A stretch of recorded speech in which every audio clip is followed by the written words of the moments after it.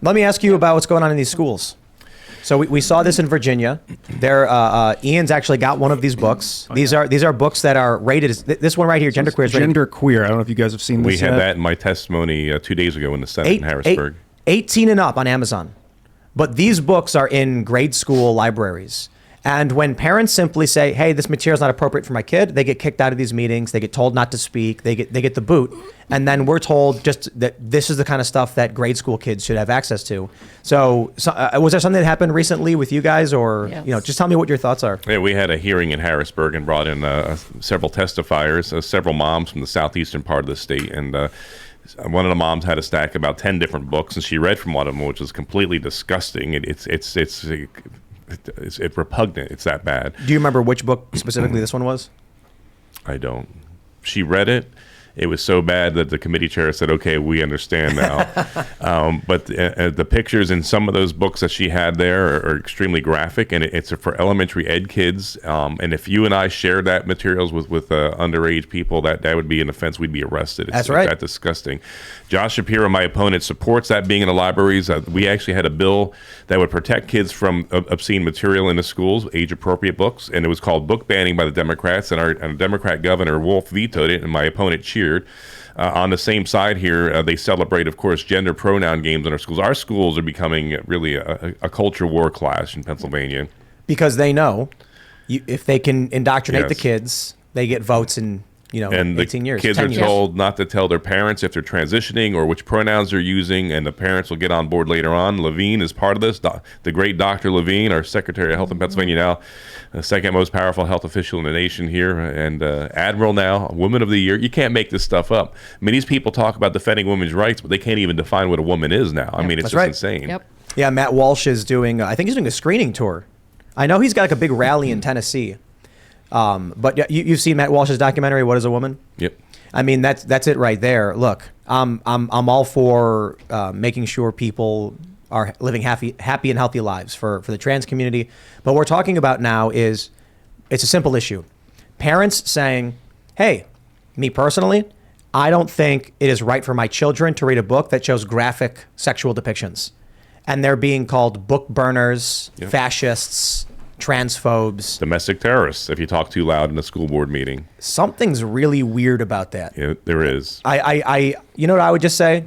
You can ask, well, if you ever get the chance, because he's not going to debate you, you can just ask him, do you think banning Playboy would be book bannings? Is that banning a book to ban Hustler from schools? We're not talking about telling kids they can't read ideas. It's specifically that these are adult-oriented things. You know, it's one thing if you're like, and actually I brought this up with, I can't remember who I brought it up with. We have a lot of guests. The Bible has certain depictions in it that are actually adult and graphic. And my attitude is, yeah, the parents should be there talking with their kids and deciding if they want their kids to be reading certain things. I don't care where it is. I don't care if it's a religious text or if it's a book. The idea that teachers will decide for the parents and the parents have no say somehow equates to book bannings is ludicrous. Yeah, and we see the videos on libs of TikTok, and they're using their platform to indoctrinate, and that's an abuse of power there. You're there to educate, not to indoctrinate. We want to teach kids, how to think, not what to think, and that's a dangerous trend here. And now that there's a push to force the parents out of their kids' lives, in their education, in their choices and what have you, in their understanding, in their worldview, that's troubling. We started off this conversation about, Lieutenant Mastriano serving in the Iron Curtain, defending against the godless system that Ronald Reagan described.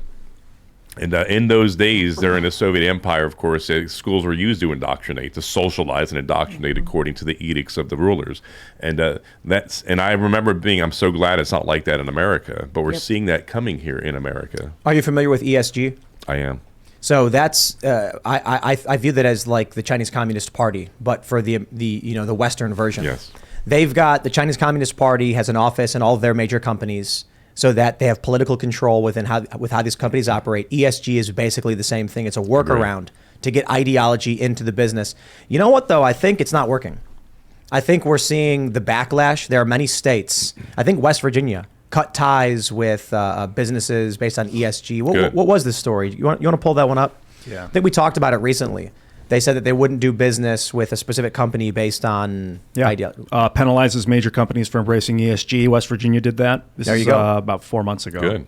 Does the governor have the authority? Would you be interested in? Yes, I do, and we do need to elect a Republican General Assembly. That's just a constitutional fact there. But to me, together with the Republican General Assembly, there we can cut off ties with businesses or not invest in China, Russia, or companies that work against our ideas and ideals. I wonder if the same goes for free speech, supporting the First Amendment, and social media companies that take control of the commons. Since I've been on the receiving end, much as you guys have been on some of the censorship here, which is just repugnant to me. Who's deciding what right and wrong is on some of these issues we've debated over the past couple of years, which we won't bring up because we're going to be banned on some of the platforms, ironically. But I have introduced legislation that would make it these social media platforms culpable and subject to being sued by citizens in Pennsylvania if that passes. Obviously, I'll sign it into law, and that they cannot screen speech that they just don't simply like. Mm-hmm. That's basically what they do. I get my thoughts are that we need to force these companies to free their software code so that other developers can pick up like a copy of Twitter and launch their own Twitter that they then interoperate. Because if you start telling private companies what they have to do, it feels like fascist. Like it's like I don't want the government. But if people don't like Twitter's terms of service because they're getting banned, they go to the other Twitter and then they can still view. You've swayed me halfway, Ian. Excellent. I don't agree with this idea of, so here's how I view it. You free the software code. Basically, you make the code for the program available to everybody to make their own. I don't like that. It's kind of like if you build something, then someone's allowed to copy off your work, and that's like an IP and copyright thing. Right. However, I still think freeing the code is something we probably have to do because of the algorithms. Yeah, correct. Because we don't know how Facebook is experimenting on us, and we know they do. So this was a big story. Facebook actually was experimenting on people. They were purposefully sending happy content and hurtful content to people to see how they would react. And sure enough, when they flooded someone's feed with depressing content, they became depressed. That is psychotic. Well, they were launching psychological experiments on unsuspecting users who didn't know that they were participating in a program that manipulated the algorithm to see how they could manipulate their emotions. So that's some larger psychological warfare that's happening that, of course, they're seeing what they could get away with. They're seeing how far they could manipulate a human being. If you can make someone feel sad, you can make someone believe a particular idea. Exactly. That's godlike power and authority that I think should be absolutely put in check. And I kind of agree with Tim more than I do with Ian because we need to understand what's happening behind the scenes. What is in the algorithm? Who's being promoted? Who's being demoted? Who's getting a fair share of viewership? Whose ideas are being shared? Which ideas are being censored? And more importantly, make the code of conduct simple and enforceable. Don't make it vague. Don't make it general. Don't punish people. Don't delete their livelihood. Don't take them away from the market of ideas just because they expressed an idea and you're going to use an overall vague term in order to destroy their ability to communicate. Yeah. That is draconian. That is evil. And a lot of these companies have ties to governments, ties to intelligence agencies, especially with their start. So how do you tackle that as a governor? That's a hard question. Yeah, and there's not an easy solution to that. Ian, I mean, it's a tough one. We want to protect free speech, clearly. We want to have a free exchange of ideas, and we've been clamped down in so many areas. I'm not going to even mention all the topics. People know what they are. But at what point, when they start threatening violence or what have you, as we've seen before, who determines where the line is? I mean, it was so much easier when we were growing up. I mean, free speech. If you said something to someone that they didn't like, you duke it out. You just punch each other. Then it's resolved on the spot. For instance, Ethan Klein just got banned off YouTube, 7-day ban or something, for saying that he thought Ben Shapiro should be gassed. I think. Well, if there was, he said if there is another kind of Holocaust that he hopes Shapiro was the first one, and it was a joke. But it was a very poorly veiled joke, and it was sort of like not a direct call to violence. It's not illegal because it's not, what do they call it when it's like you need a time and a place? You say it should happen on this time in this place. That's illegal. That's imminent. It wasn't an imminent threat, but these veiled threats are enough for social media companies a lot of times in their terms to be like, that's not allowed here. I don't agree. I think it's First Amendment protected speech. It is violent. It can incite violence though, so that's a problem. Well, look. I want to just address this one just a little bit. We didn't get into it, but I don't think Ethan Klein should have been suspended. I even said it the other day when we went over the comments in the first place. But the fact that he's trying to claim it's a joke, it's like, dude, come on. You should have said it was a joke after he said it, right? In the same breath, man. If you're going to do a joke like that. He said it first. He said it was a joke before he was even allowed to say it, before his team immediately kind of shut him down. So right. But my point is when you hate someone and insult them and rag on them, no one's going to accept it as a joke. Right. It's just not like if I came out and said something like that about AOC, no, I'm just kidding, man. Come on, dude. We're heavily critical of her. I called her a con artist and a grifter repeatedly today. say, I wish her nothing but happiness and a long life, because I don't want pain, suffering, and violence. So I'm not going to even joke about it, but who would accept it anyway? What was it? There used to be like FCC regulations that you couldn't go on ABC News and say something like that. Yes. And now the FCC doesn't.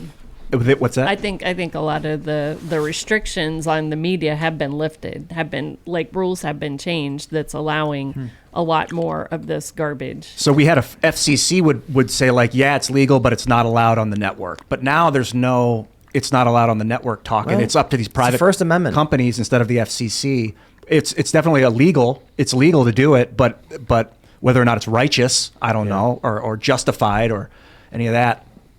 I err on the side of free speech personally. But if you say, "Will someone rid me of this priest?" and then the priest gets killed. Yeah.